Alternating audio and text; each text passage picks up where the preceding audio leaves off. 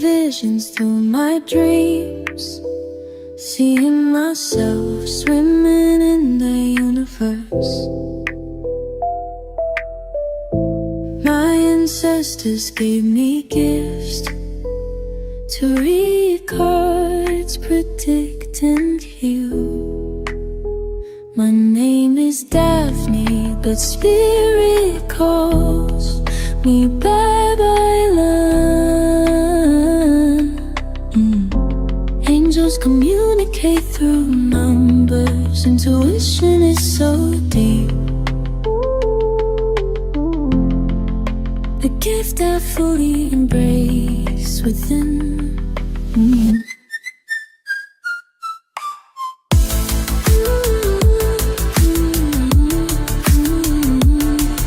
Hi Pisces! Welcome po sa inyong reading. So this is for June of 2025 reading. Para po sa mga bago, don't forget to click the subscribe button, smash the like button, comment below kung kayo po ay nakaka-resonate, and hit the notification bell. Kung gusto niyo pong sumali sa ating live sessions, dun po yun sa ating kabilang channel, that is Babaylan TV. No, yan po ang ating unang channel catered for our international audience. So nagla-live po tayo dyan. So, para sagutin ko na yung tanong, bakit dalawa yung channel? Yung unang channel kasi, Babaylan TV, no? And then, after a year or two, bigla akong naisip, bakit kaya hindi tayo gumawa ng isa pang channel to cater naman itong Pinoy channel natin, no? Or gumawa to cater naman the Pinoy audiences. So, yun po siya, no? Kaya pinanganak yung Timeless Tarot 111. So, hindi naman kasi pwede pagsamahin yung Tagalog and yung English. Malilito yung mga audience, no?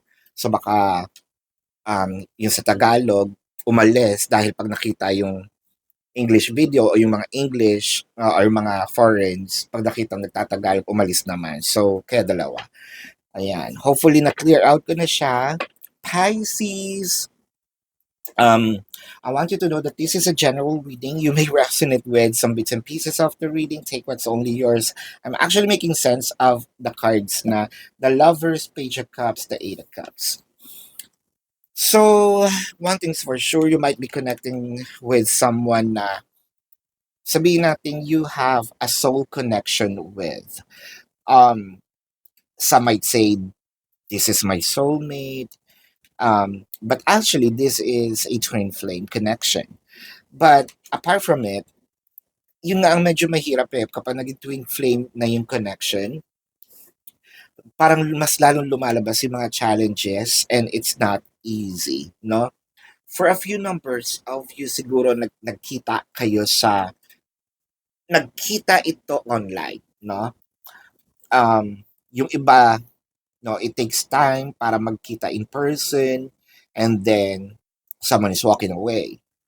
Or bago pa magkita in person, naon siya na, no? So I feel like someone is already walking away.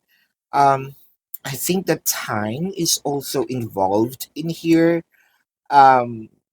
Siguro matagal yung pag-aantay, matagal yung sabihin nating matagal tayo naka-stuck, no, sa situation na ito.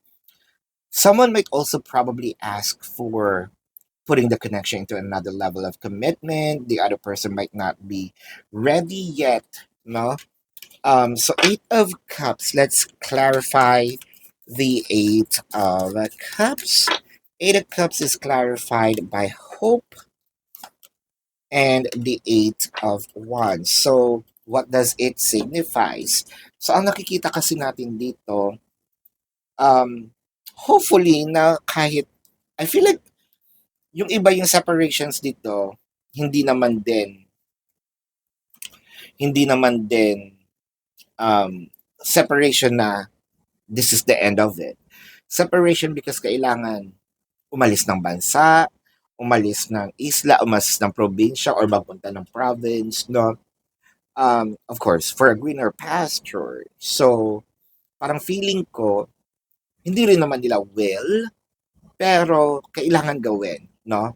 Practicality-wise. And hopefully, no, parang sana maging dire-diretso itong conversations natin. So, there's probably wishing, hoping, praying na sana hindi maputol yung internet.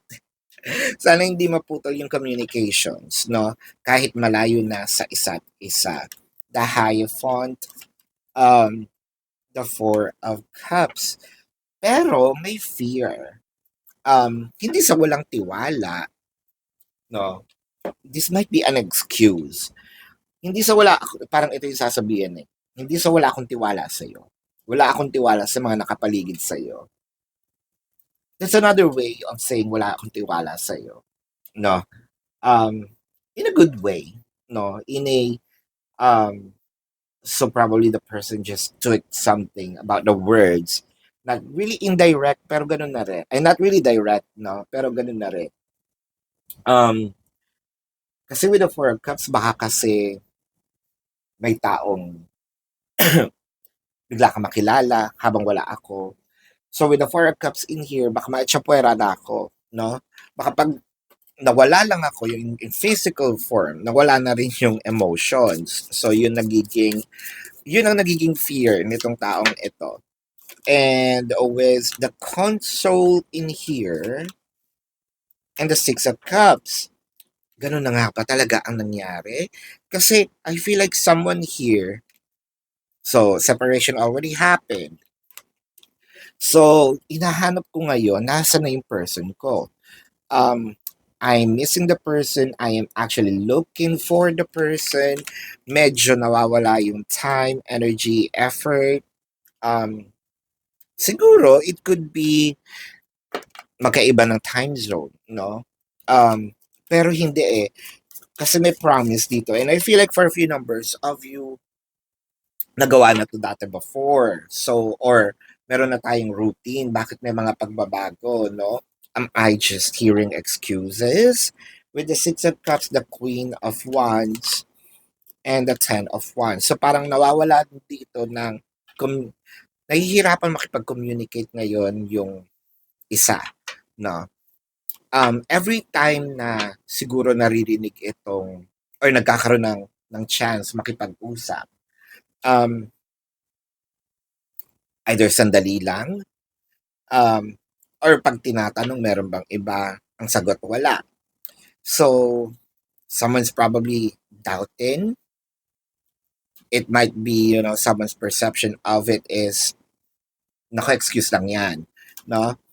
With the Four of Pentacles, ayan, the Knight of Wands, and the Three of Pentacles. Siyempre, hindi natin basta-basta pwedeng iwan or ganitohin na lang, no, itong relationship na ito.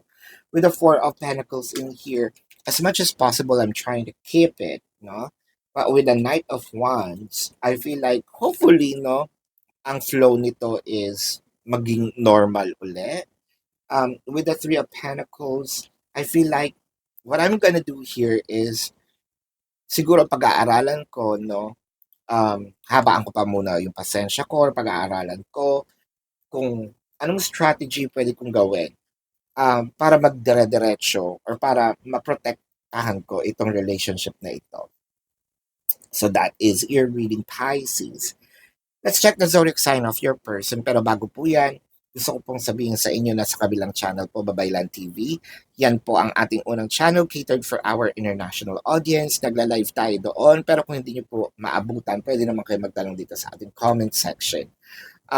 Kung hindi po kayo papatulugin ng yes or no na sagot, dumiretso po kayo sa ating website. Sa description box ng video na ito, there is a link. Click the link, you'll be routed to my website. Nandun po yung information, name, number, QR code, amount per questions for your reference. Take advantage of the 4 questions plus 1. Discounted na po yun. And if you want to book a private reading, nandun din po siya. Now, let's check the zodiac sign of your person. This can be their sun sign or a placement in their chart. Taurus, Leo, Virgo, Pisces, Gemini, Scorpio. So, yeah, Scorpio is here. Cancer is here. Capricorn is here. So, nandito yung Cancer, Scorpio, Pisces. So this is your reading. Love and light to you. Namaste. See you po sa susunod na readings. Goodbye.